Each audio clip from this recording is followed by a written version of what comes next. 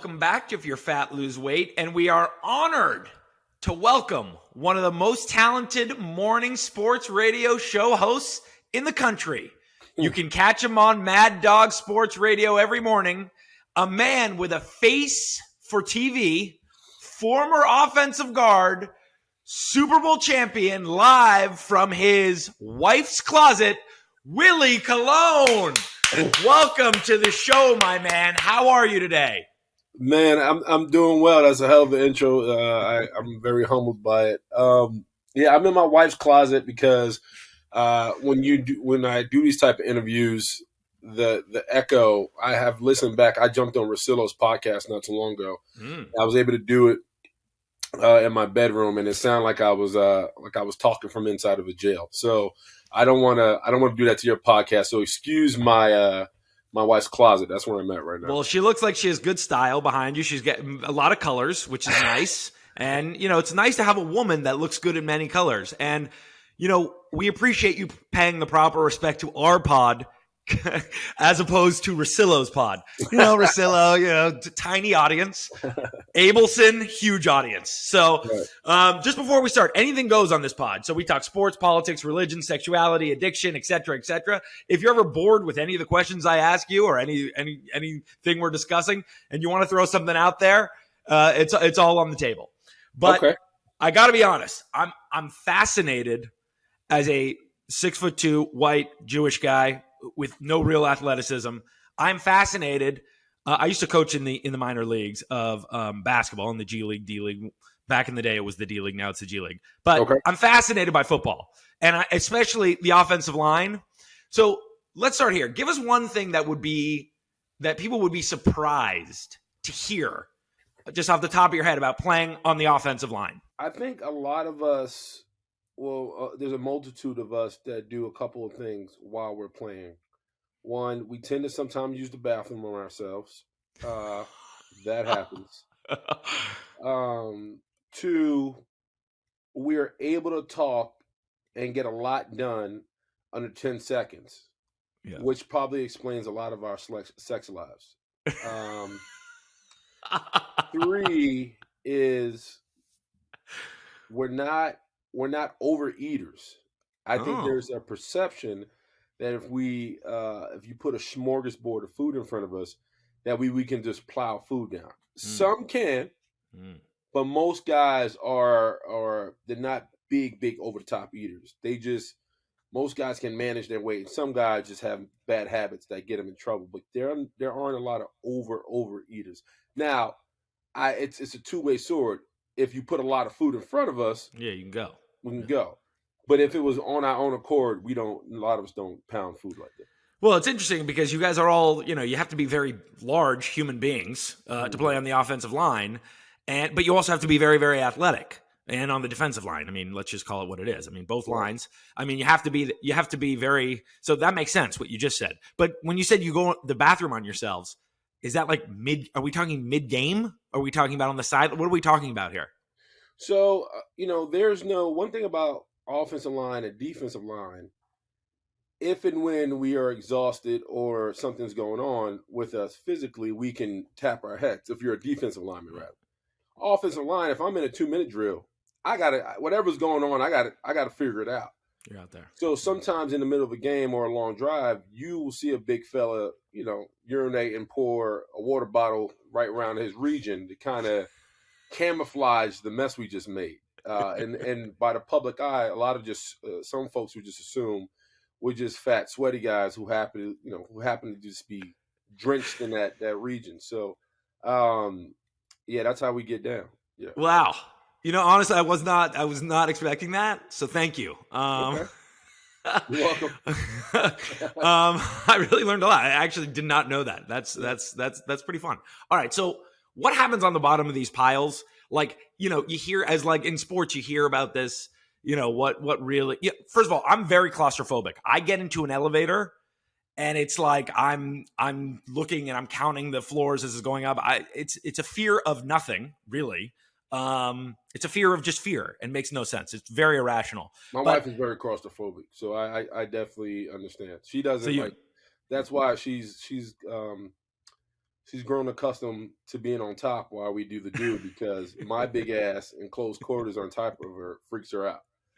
So Okay. on top of my weight gain. So that's two excuses. So there's weight gain after playing. There's been some Yeah. weight gain. Oh, without a doubt. Yeah. Yeah. It's definitely been weight gain. I mean, that's what happens to all former athletes. A guy that I worked with in, not all former athletes, but a lot. A guy that I worked with in my coaching career, a guy, Randy Livingston. I mean, Antoine Walker, Yeah. a guy that I coached in the minor leagues. By the time he got to the minor leagues, it was, it was a different body type. I mean, it makes sense, right? I mean, you're still consuming food and you're not putting your body through what you did when you were a pro. Well, there's two sides of it for offensive linemen, and we kind of have to carry this when we walk away from the game, when we walk off the field. And I'm talking about in reference to life after football. Mm-hmm. There's a saying that says they're either going to cut you out of the house or you're going to be able to walk out of the house. Mm-hmm. And I've been privy to see a lot of guys being able to get off the couch and walk out and run out the house because they've just shredded so much weight. And you talk about Joe Thomases of the world. You talk about the Chris Snees, guys who went from this massive weight to now, probably could put on a suit that you wear, right? And so now, and then there's the other side, probably my side is where guys, because of the injuries they acquired by playing, like my knees are bone on bone. My back is filthy. Doing some of, going for a jog just isn't in my lifestyle. It's no longer part of my lifestyle. I can't go for a long jog just because my knees are terrible. But there are alternatives to, making sure you can keep the weight down. A lot of times it's a correlation of a multitude of things. You talk about, guys who just, like you said, don't have that 9 to 5 grind where you're just on your feet all the time, running and gunning and lifting and all that stuff. And then depression plays a big factor, 100%. A lot of guys don't know what to do with themselves after ball, and they sit on the couch and they soak, or they kind of just trying to figure out life and what that looks like for them. And it's injuries. And so I personally went through all three, and that's never easy. I'm always, I've been fortunate enough. I've lost 45 pounds. My goal is to get down to, I'm currently 350 pounds. I'm trying to get down to 295 pounds. I played at 345, 335 pounds. So, and I've been off the field for damn near 8 years. So I just want to come to a point where I can walk into any store and say, I want that, and have to slide into it or hope it fits, so right. It's a lifestyle change. It's a lot. And some guys are still struggling with their weight, and other guys are, have figured it out and have a new body and have transformed and done well off the field. Well, that's great that you're trying to get down, and I'm sure it's a much healthier way to live. 100%. Yeah, and you're almost at your playing weight. That's pretty good, especially from. Yeah. Yeah, that's the golden goose of it all. Like, it's good to walk into a nightclub or a bar and be like, man, that guy looks like he can still go. But I'm not going anymore. Like those days are over. It's good to feel like somebody can physically look at you and be like, oh, I don't have a shot in hell against that guy. But that's all ego. To your point, I want to live a healthier life. I have two little kids. I have a 2-year-old, I have a 3-year-old, and a 1-year-old. And they're active, man. They just they're rumble tumble. They're climbing walls, throwing things around. So that has been my motivation to really realize, like, all right, it's not about me. I got to be able to be, or not be able to be. I have to keep up with them. Right. And so, in order to do that, I gotta slim up. I gotta dry out, as they would say. Right. I think one of the I was going to touch on this later, but since you brought it up, I think one of the under discussed components of being a professional athlete. And I think now, just in the last, let's call it, 3 years, 5 years, people are starting to really talk much more about mental health.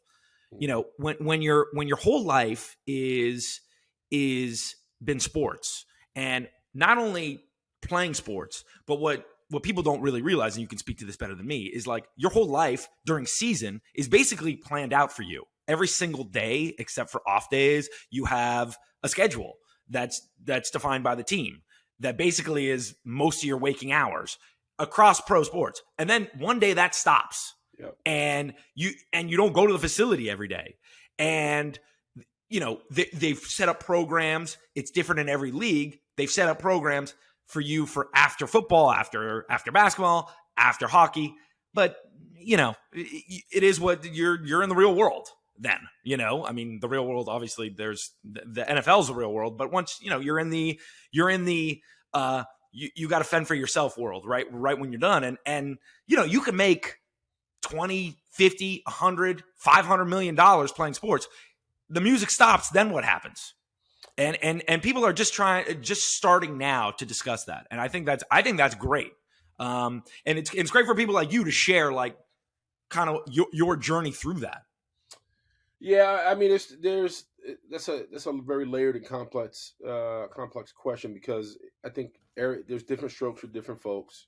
Mm-hmm. I think the NFL, to your point, has really, in the last probably decade, really lifted that rock and tried to explore what life is for football for a lot of guys.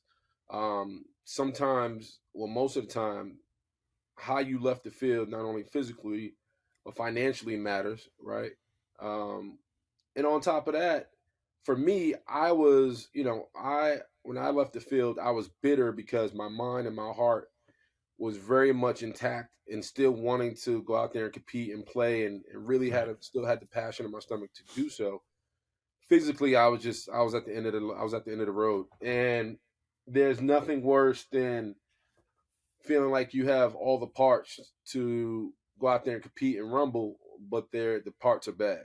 I mean, I'm speaking more to my knees, and it was extremely frustrating. And then on top of that, I necessarily didn't care about anything as passionately as I did football. I'm fortunate to do media and talk and express how I feel about different subjects and different things, but nevertheless, it's still a form of finding what my purpose is. Because you go from, even when you talk to people who are in their 50s or 60s, they go, well, how fortunate are you to retire at 34 years old?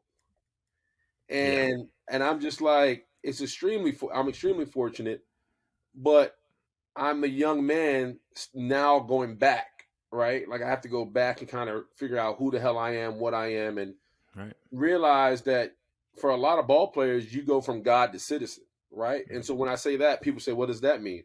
Well, if I want a doctor's visit as a Pittsburgh Steeler, I'm going to the doctor the next day. If I want to go to the doctor, as a retired Pittsburgh Steelers Jet, I got to now wait a month or two.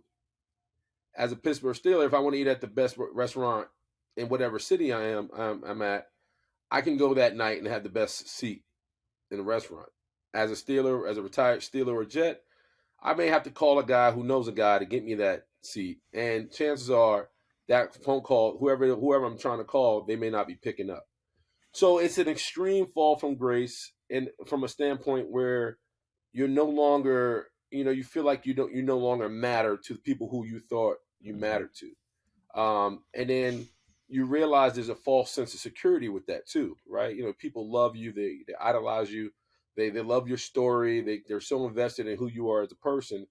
And then once you step off the field, and I'm talking about people within the building you played for, I'm talking about your teammates even, I'm talking about your coaches even. I'm not talking about society or people around you. I'm talking about people who you've been in the trenches with, people who you've gone to know. All that changes. So it's a lot for individuals. It's a lot for a lot of people. I remember when I got off the field. So two things happened to me. My wife, she saw me kind of coming to the end of my career, and she knew it was going to be hard on me, and I started doing little spots here and there on for SNY, which is regional here in New York. She was like, listen, man, I don't know if you know this, but you're pretty good on TV and radio. If you give this a shot, this can be another phase for you. And I really didn't like the media. I was considered a media darling because of my honesty and my willing to talk to the media. And on top of that, being in New York, I just never got the mindset that the media was the enemy. Because I always felt like I had the power. If I feel like I didn't want to talk to you, I just simply said I didn't want to talk to you. If I had something to say, I would say it. if I felt like if a question was going to get me in trouble or put me on the fence, I would simply say I have no answer. Too many of our young guys, and when I talk to players and even I talk to people outside the media, they feel obligated to say things for the sake of answering the question. Like, no, if I have nothing to say, I'm not going to say it. Fast forward, once my wife was like, "Nah, if you give this a shot, this can work out for you, but you got to dive in and take it seriously." And I was fortunate enough because I was on SNY, I was doing spots on ESPN, I was jumping on people's podcasts, I was auditioning for Fox and a lot of other spots. And I remember running into Sean Merriman and Fox backstage, and I think we were about to do something. Um, and I had never played against him, but we knew each other from competition. And I think I did play against him actually.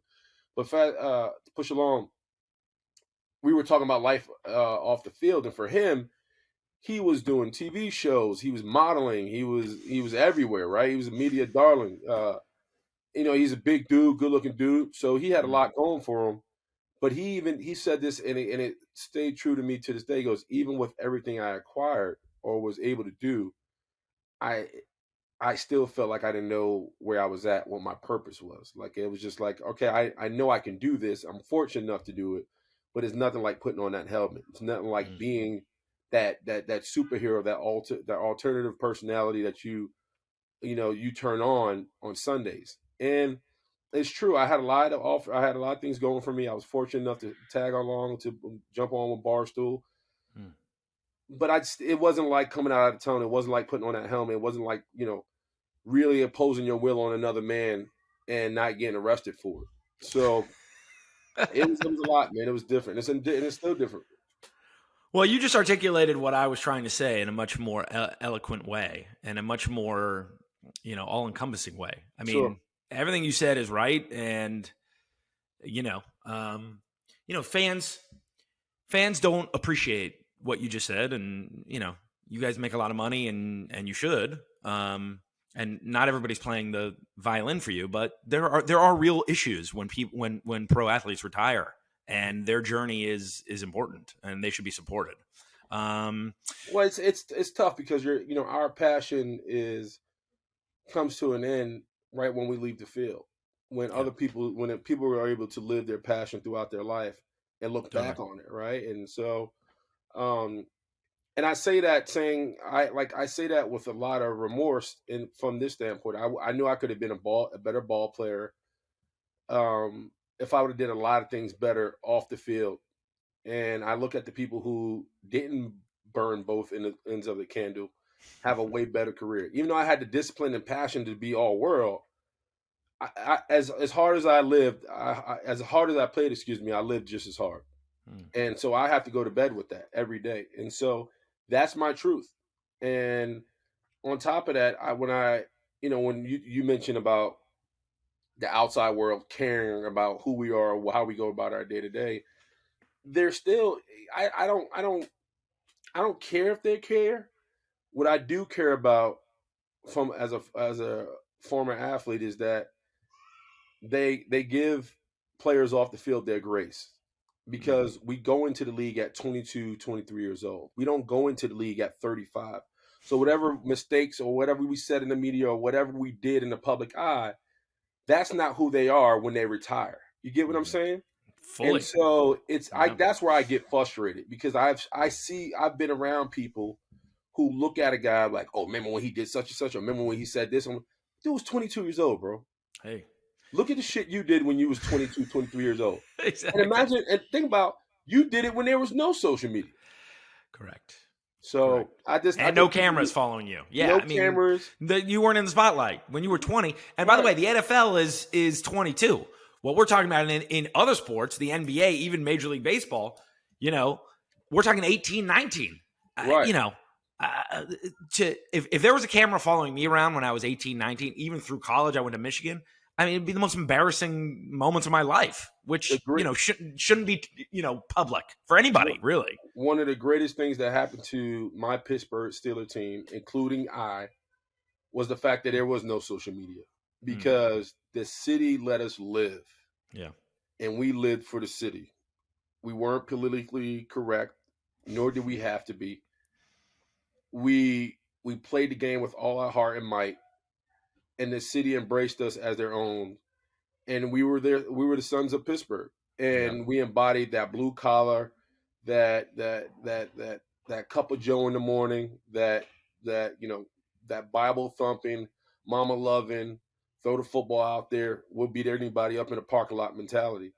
And they rewarded us with being allowed to live with freedom, and they allowed us to make a lot of mistakes as young football players, and we try to reward them by winning playoff games and Super Bowls. Well, you guys won the Super Bowl against Arizona, right? That James Yep. Harrison interception run back, and then that was a great Super Bowl.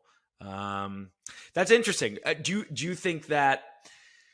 Do you think? Okay, couple questions. First of all, do you live with regret on burning the candle on both ends, as you discussed? Oh, I mean, is yeah. that something you really regret looking back?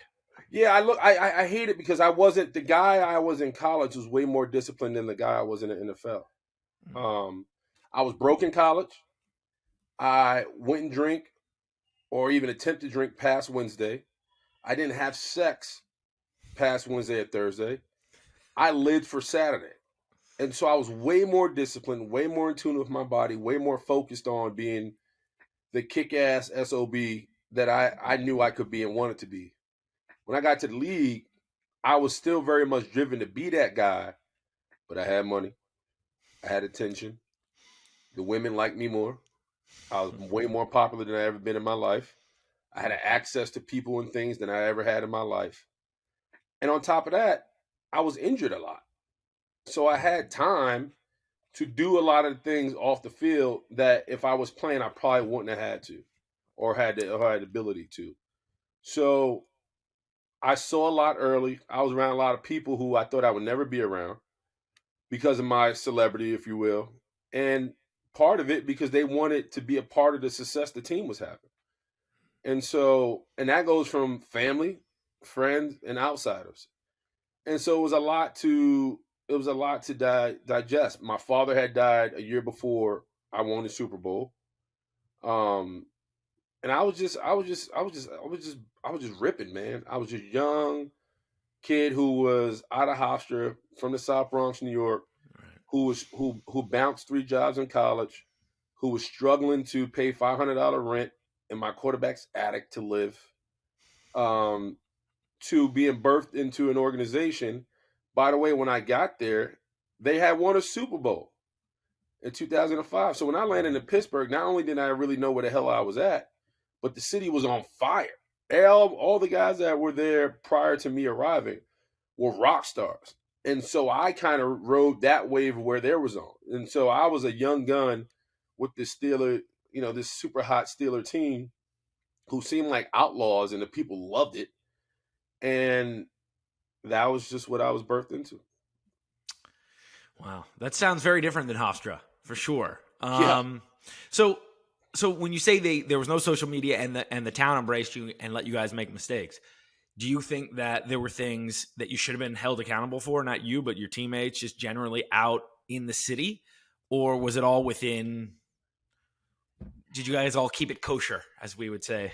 No, I mean, we partied. We had fun. Right. In Pittsburgh's the type of city you got to make your own fun. But there's people that are willing to help you make it. Right. And so it's, we were never, so to your point, we were never out of bounds. That's right. Illegal stuff, like no, real illegal stuff. Nothing. Yeah, it was never that, because we also understood that we had a lot of respect for the Rooney family and their standard in which the Pittsburgh Steelers wanted us to adhere. And then we also didn't want to be a distraction to each other, right? And we partied and we policed each other in a lot of different ways. And the city helped us to, and I mean city by like fans and people who were local, they looked out for us too. And that's the Steeler culture. And so that was awesome to be a part of. Like, even when I left the Steelers in 2013 and landed in New York, it wasn't like that. The city didn't seem like they had our back. It didn't seem like there's people. You felt like people were out to take pictures, get scoops. The media in the locker room seemed very, you just didn't know who you were talking to or what their motives were. And you really kind of had to be on guard, especially it was at a time when Rex was, on his way out. We weren't winning. They had depleted the locker room with a lot of, serious veteran leadership. When I got to the Jets, it was Geno Smith's first year, and we were the second youngest team in the league. And so I had literally went from being with guys who cared nothing about football and winning to this culture of young dudes who just were happy to be in the NFL and wanted to embrace everything New York had to offer, and football was like second or even third on their priorities, and it was none of that in Pittsburgh. Like, it was only football. Like, the winning, like the party and the lifestyle was definitely third. It was win at all costs. 2, don't be the guy. Don't embarrass yourselves or the organization. Have fun.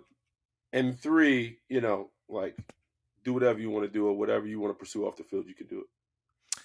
Yeah, I mean, a lot of this stuff is circumstantial. People look back on careers of different guys, and, if you ended up in the Jets in that culture first, who knows how your career would have gone? It could have gone very differently. It might not have.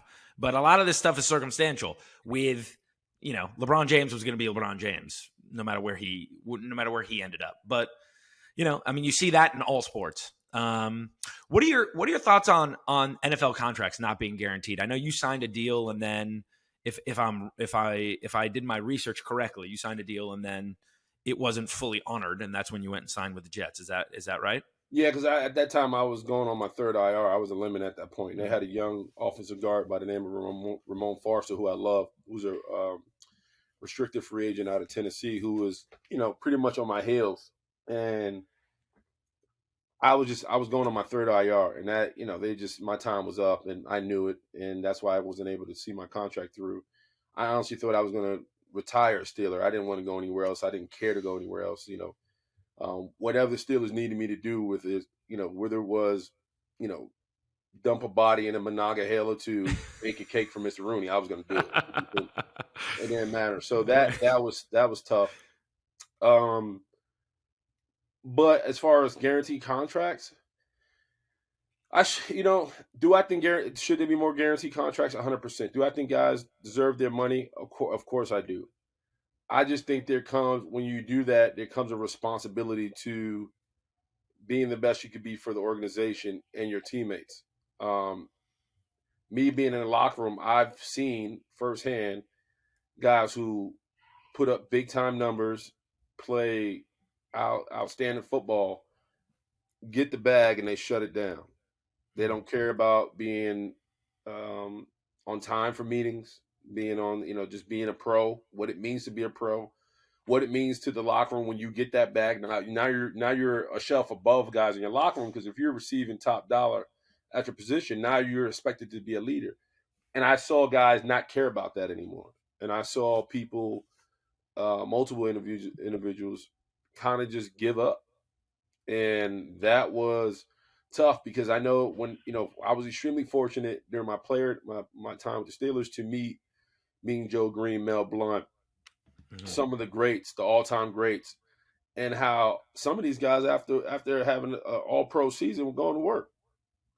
Had to take on real jobs and had to fend for themselves, and had to, they were going back to their hometown, doing things necessary to keep them afloat. And I stand back then, guys didn't have OTAs. The season was over. They went home. They did, they did what they did, and they got in shape in training camp. So it's almost disrespectful when you see a guy get top dollar. And I'm not saying he's not worthy of it, but it's almost disrespectful when you see a guy get his money and he doesn't understand that, there was somebody that paved that way for you. There was somebody who, set that brick up for you to cross that bridge. And so I'm extremely humbled that I was able to meet Joe Green and some of the greats in the Steel Curtain, and hear their stories and hear their admiration for what we were able to do, but at the same time, not let us forget what they started and the road they paved for us. It's interesting that you say all that, because, football, let's talk the four major sports: NFL, NBA, NHL, and Major League Baseball. it's the only sport where you sign a contract it's not fully guaranteed. Yeah. And you see that, I'm surprised by your answer only because, you were injured playing. And so you're the opposite of what you saw, yet you were screwed over by the contract that you signed, not getting fully paid based on getting injured playing football. So I'm surprised by your answer, honestly. Well, yeah, I mean, don't be surprised. I definitely felt like I should have got all my money. That's not what I'm trying to. That's not what I'm trying to deter from. What I'm saying is, I believe everybody should get their money. I want every ball player to get their money. Guys do get screwed over because, especially with the franchise tag, because even though you can get tagged top dollar, you get hurt. Yeah, that's gone right after that contract's over. And people don't understand within football, guys don't just ask for the money up front because they feel like they want the bag, because it's a 98% injury rate. Right. Bottom line. And on top of that, when a guy receives the tag, they can get tagged again. Right? So you may be in the prime of your career playing your best ball and you have no security. Right. Guys are really fighting for the guarantee and the security afterwards. Mm-hmm. And so I don't ever want to, please don't allow me to say that the money isn't the motivation or we're not worthy of it. I was just saying I've seen the other side of it. I appreciate that. You see that a lot in other sports. Yeah, because I think the common response to a lot of folks are that if you play football, you should be guaranteed all the way through, and I guarantee it, and I agree with that. But I also know the other side of it. I know, I see how guys, some coaches are frustrated because, a lot of guys don't come to work. They're just not coming to work and preparing to be their best they can be. I was fortunate to be birthed into the locker room. I was fortunate enough to spend years next to Alan Faneca and watch him be the ultimate professional. Watch Hines Ward, watch Troy Polamalu, watch all these guys show up each and every day, work out, not miss meetings, be on time, practice hard, weight room afterwards, study hard. Like they were pros. So I was birthed into that. So my culture became my habit. And I also know going into the Jets locker room in 2013, I wish there were more guys who had that example that I had or had that experience I had, because they not only would have been better ball players, but the culture for the New York Jets would have been better. But once the league started getting rid of the old guys, you lost, when you got young guys coaching other young guys, that's not necessarily a recipe for stability. Right. Or success. Yeah. Success. What are your thoughts on Roger Goodell as a commissioner? And then specifically, he does the State of the Union. I'm sure you were at the Super Bowl. I actually saw pictures of you. At least in that weekend, Media Row. The officiating. Nothing's perfect. These guys are human beings. They're making errors, just like all of us make errors.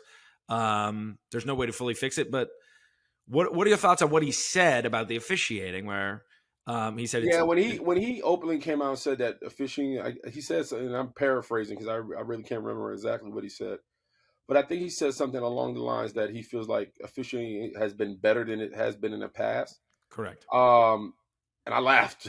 There's no way, bro. Like, right. Nobody from where I'm sitting to Arkansas can tell me what a roughing the passer is, or nor can they describe what a catch is. What a catch, right? You know what I mean? So it's just like, how can you say that? And the problem with the NFL right now, there's no consistency throughout the league. Right. Like you'll watch a play. There's two things that's killing the NFL right now. You can sit down on a Sunday, watch the Red Zone, which has multiple games, and you can literally see the inconsistency throughout every game. Yep. And so it's hard for me to believe, or for any avid fan to say that officiating is going in the right direction. Right. Clearly it isn't. You know what I mean? Just sit down on a Sunday and watch the Red Zone, and clearly you can see what happened in Miami, the same exact situation, and let it happen in California. It's called two different. It's two different games. So, and I have, as an offensive player, I have empathy for the defensive guy, because how's he supposed to make his hay anymore? You know, Yeah. like how Can't touch I anybody. can't Yeah. tackle, I can't touch, I can't hit the Yeah. quarterback. If I do Yeah. this, I'm fine. Like it's tough, Mm. man. It's tough. So I don't know what he's looking at. I know there's data and stats, but that's all bullshit. There's Yeah, that's like you bullshit. can't like the average fan or the avid fan or even the casual fan, like don't piss on them and tell them it's raining. They can see it, and Correct. it's a clear distinction. Well, that's always been my beef as like a fan with Goodell. It's like you never get the story. Like, Well, listen, the man is the commissioner of all 32 teams. All mm-hmm, 32 teams have an owner, and mm-hmm, all 32 teams have a purpose and a message, yep, and they have an angle. So whatever that is, he's there to take it all and receive it and give it to the public. So it doesn't matter if we like him or not. He understands who he is in his job. He's not public he works for the opinion doesn't owners. pay him. Yep. He works for the owners. He's paid by the owners. Do you know him? Do you think he does a good job? I mean, you can abstain on going further. No, on this, I've never met him. I've definitely been in his presence. And do I think he's done a good job? I don't know, because I think that's layered. You know what I mean? There's obviously there's things I feel like he could have done better. The game is obviously bigger than it's ever been. Yep. So it's a two-sided coin. I don't hate the man, if that's the question. I don't hate him. I just feel like I know he doesn't have an easy job, but I also think I don't know how well I could have done or do if I was in that position as well. That's well said. That's well said. I just, some of the stuff with the officiating though, also it's like sometimes they can flag it, mid game from the booth, not teams, the league, and then sometimes they can't, and we can't get that straight. Like it's I don't. Well, my frustration comes from when they have replays and they still get it wrong. Right. It's just like, so what's the point of replays? And now there's a rule they want to review roughing the passer, and I'm just like, slow anything down. You're going to see what you're looking for, right? And so it's just weird, man. It's a weird time in our game, and I think it was if you watched the Bullies of Baltimore, I think it was Trent Dilfer talked about how he doesn't really, he really doesn't admire, or I guess kind of in awe of what Brady and Peyton has been able to accomplish in their careers, because you can't hit the quarterback. And at first I heard that, I'm like, man, he's bugging. Like, what are you talking about? These, Brady legitimately has 4 Hall of Fame careers. But what he's speaking to is how the league has had to adjust and turn into a more pass-happy league for the game to survive, right? Because defense is boring in some eyes. Well, to the casual fan, sure. To the casual fan. Offensively, it's all about the touchdown celebrations and the character underneath the helmet. And so that's what the NFL is trying to exploit. But what he's also speaking to is some of the quarterbacks who were legendary in their time get the shit kicked out of them. Oh, yeah.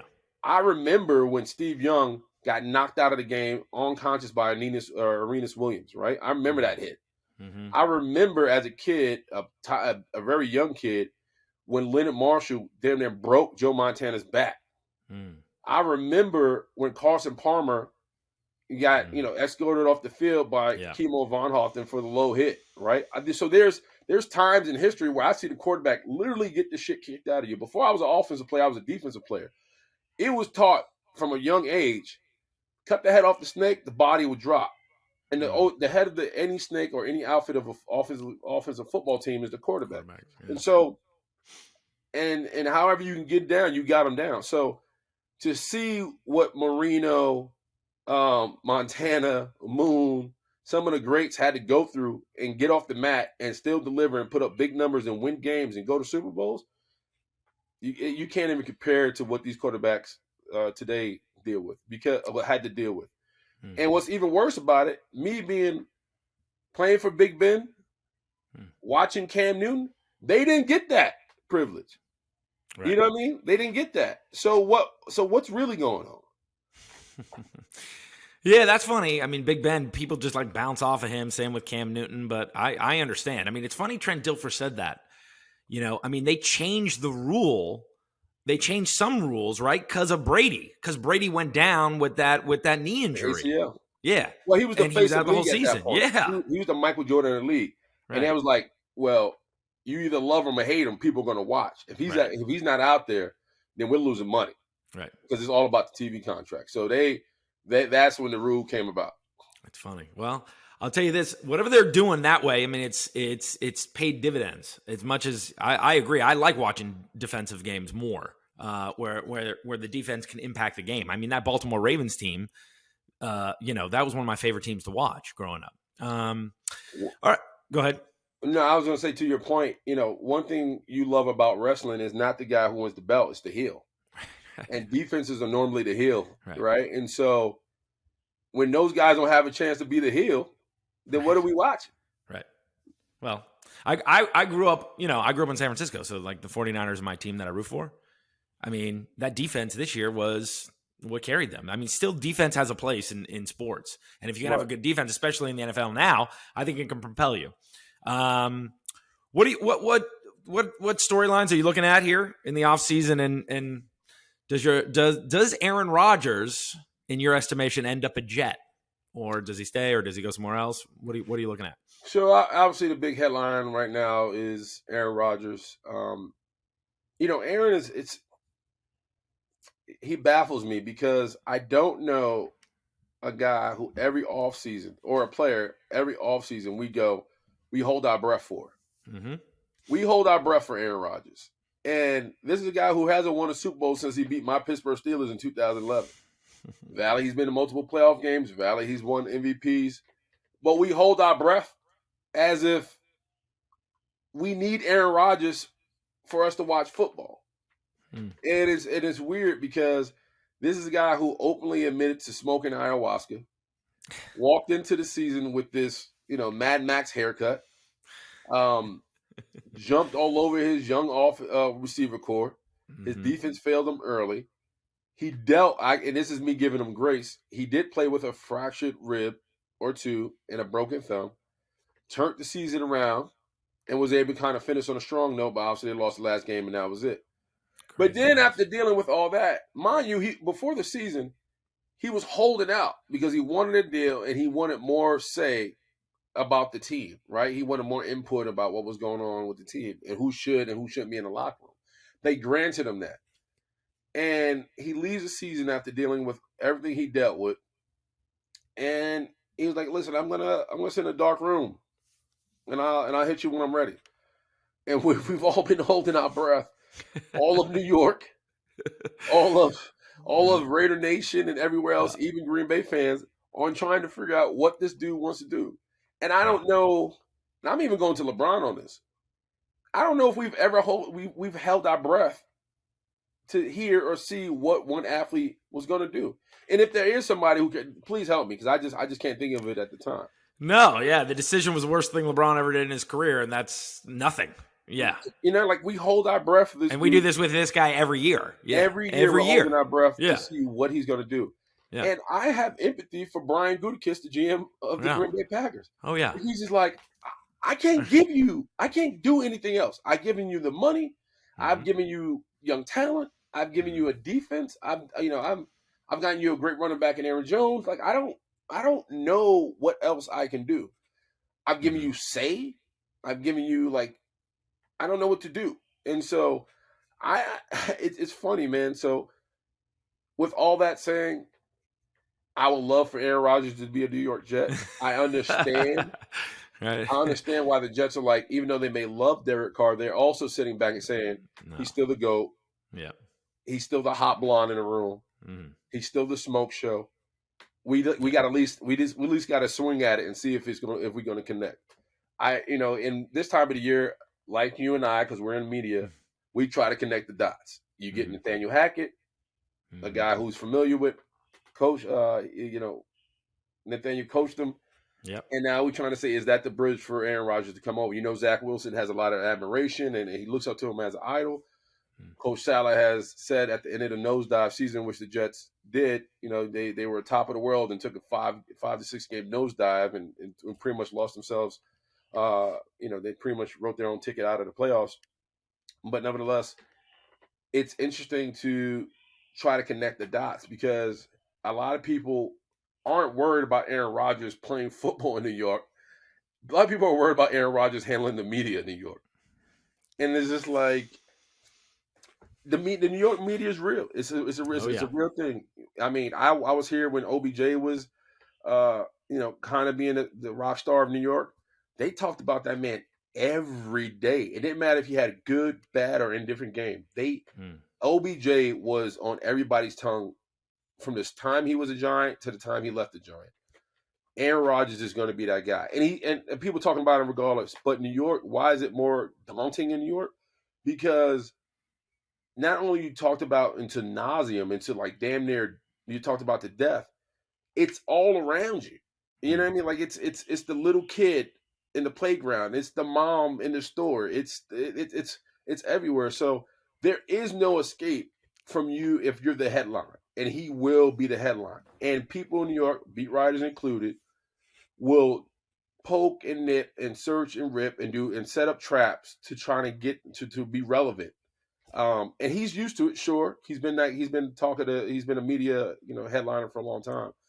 But I don't know at his age, with his tolerance, is he willing to deal with it in New York? We'll see. But I hope Yeah. he's.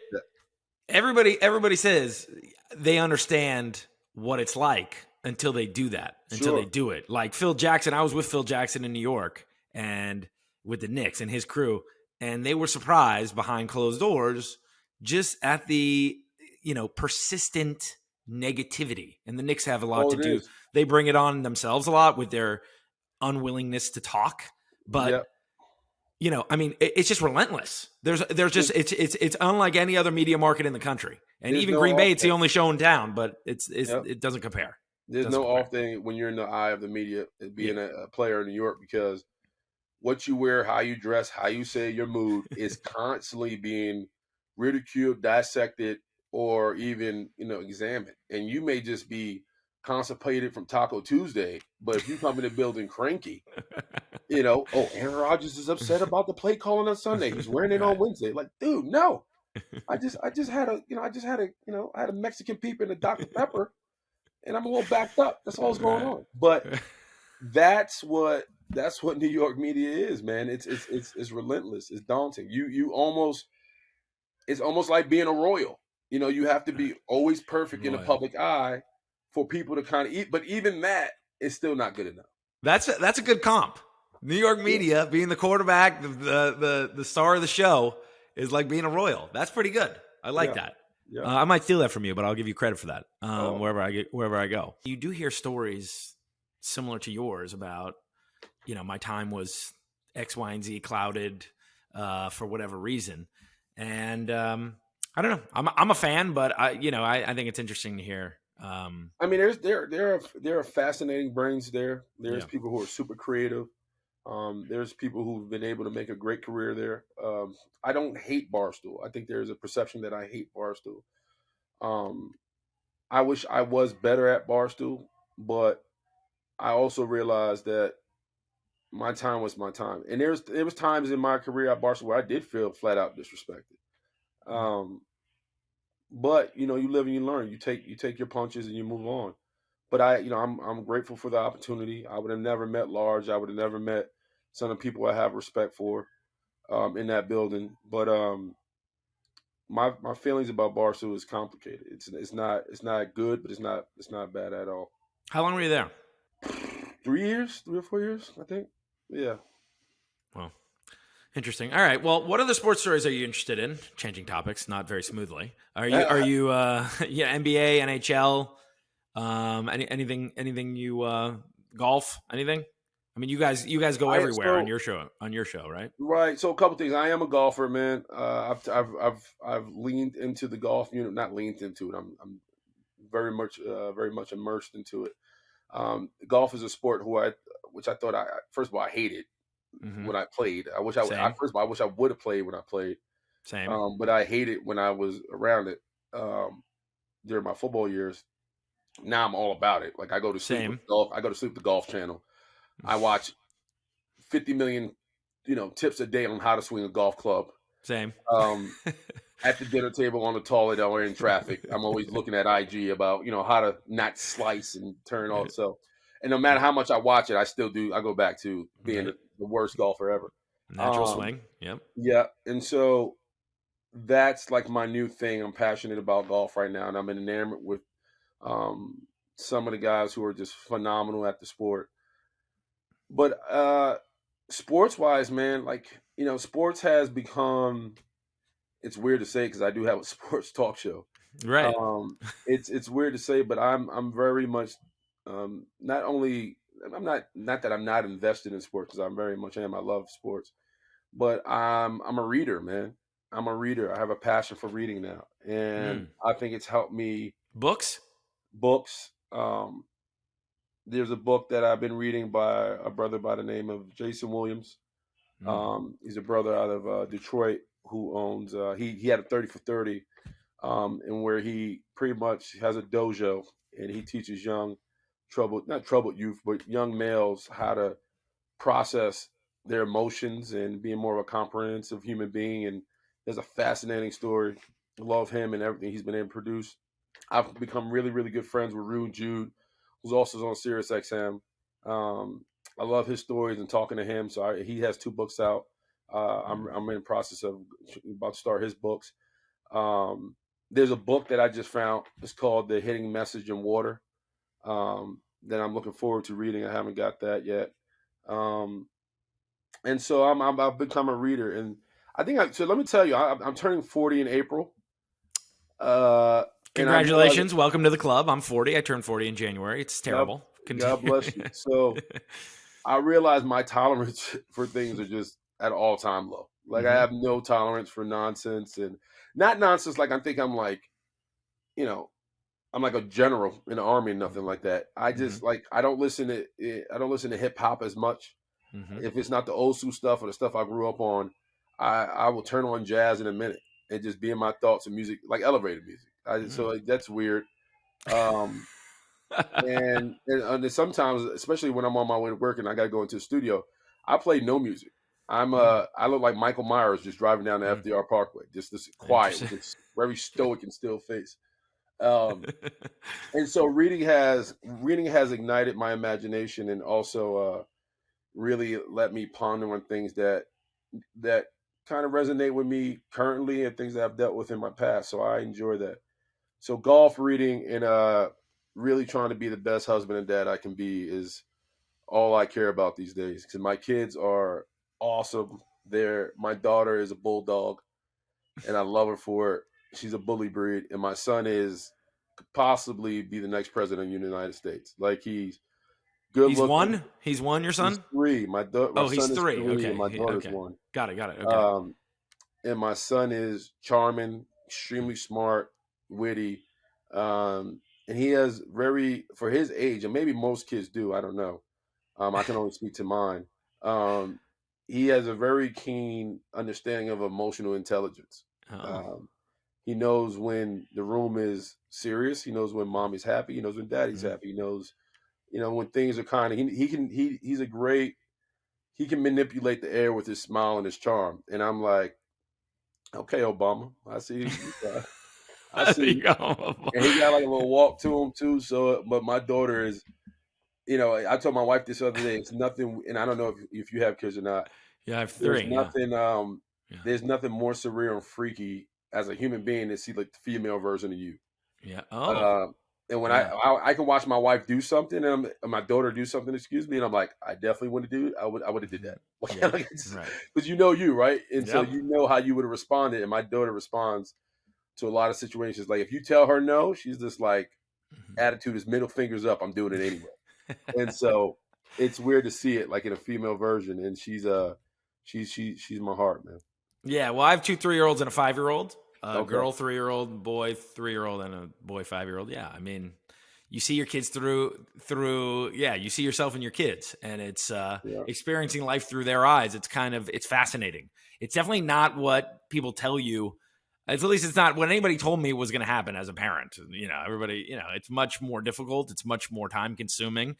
It's much more fun too. Oh yeah, yeah. It's fun, but it's also kids will try you like no other. Like Like they will nothing else. try you like no like no matter what face, what tone, what you do, like Mm, their level of fuck you is at an all-time level. So right. it's very much like, okay, this is life for me now. Like I just have to now dive into just being better and communicate better, which Right. forces you to be the better person at the end of the day.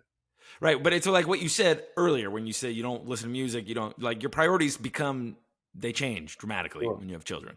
Like sure. there's just no more time for anything that doesn't really matter. Right, right. So you prioritize what's really important. Well, Willie, I got to tell you, this was not what I was expecting in this conversation. I don't. You know what? It's funny. I've heard that from multiple people. I think people. I think because most of the time I try to be lighthearted and kind of very transparent about Yeah. things. But I'm not. Well, first of all, I hate the word complex, and I know I've used that multiple times during this conversation. I think I'm very authentic, and Yeah. I like to be considered that. Well, I think that's accurate. Well, let me get you out of here on this. I ask all everybody that I have time to ask. I ask this question to. What are your thoughts on Kyrie Irving? I love Kyrie. I think he is somebody who is methodical, meticulous about how he approaches his game and people off the court. I know a lot of people feel like he would be somebody better suited um, off the court because he only wants to play half the season, but I think he's a phenomenal talent. But I also think, one thing about Kyrie, and this is me talking from the outside and looking in, I think he's eccentric. I think he's eccentric about how he goes about things because he's a fascinating talent, but then you see sides of him where he doesn't play defense. Mm, You see sides of him where he seems disengaged with everything that's going on around with him. mm, But then he'll have a night when you're like, forget about it. He mm. is him. So, and then he'll give you a press conference where he wants to talk about the war in Ukraine. Yep. So he's eccentric in that regard. So I don't I just take it for what it is. He's averaging 21 points with the Mavs. Him and Luka have yet to kind of dial up consistent wins. But You think that happens for them? of course, I don't understand why I wouldn't. If you think about the big three when it was LeBron, Dwayne, and Chris Bosh. They weren't great right off the start. It took them Mm-hmm. a while for them to get going, and obviously they kind of figured it out and they got going. Um, Even when AD got to the Lakers, like they weren't ripping and tearing right off the rip. They kind of figured it out. That's just the osmosis of playing with somebody who's another star next to you. You got to figure them out. You got to figure out, what's the flow and the rhythm within the offense. The problem is it's happening at the end of the season Yep. where time is of the essence. So there's this, I guess, and I blame Instagram and the way the world we live in. We live in a very microwave society where they just want press 5 minutes and you want a complete meal, right? Instant gratification. Doesn't Yes. happen. Doesn't Right. happen. You've been around sports. You know it doesn't Mm-hmm. work like that. Egos have to get lowered. Mm-hmm. Humility has to happen. The goal has to change. The continuity amongst everybody, not just Luca and Kyrie, that all has to be adjusted. That doesn't happen in a week. And it damn sure doesn't happen when you take a guy from Brooklyn and move him to Dallas. I would agree. Did your guys' paths cross in New York? No, unfortunately, we didn't. I know a lot of people he knows, and Mm-hmm. you hear stories, you hear things, but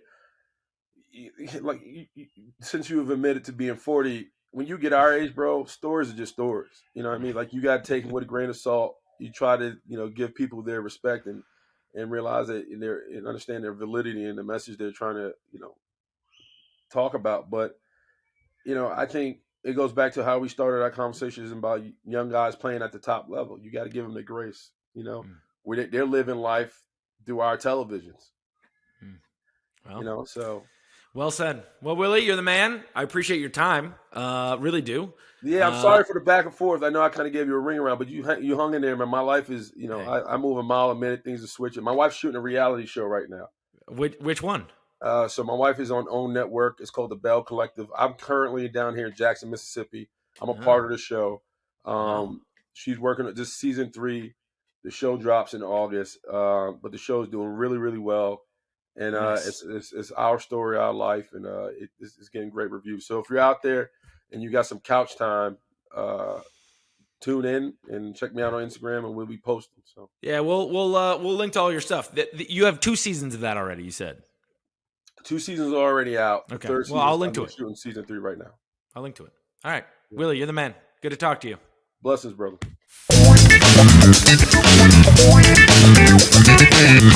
We're back with Rapid Fire with Oliver Abelson. Oliver, fresh off pajama day. How you doing today? Good. Okay, here we go. Maya from Miami wants to know, do you have a favorite twin and why? James is my favorite twin because he always dances with me. Good answer. Hot Sauce from Denver asks, if you could bring back one dinosaur, which one would it be? The white one that doesn't work anymore. It has a big mouth. When you open it, it turns really wide.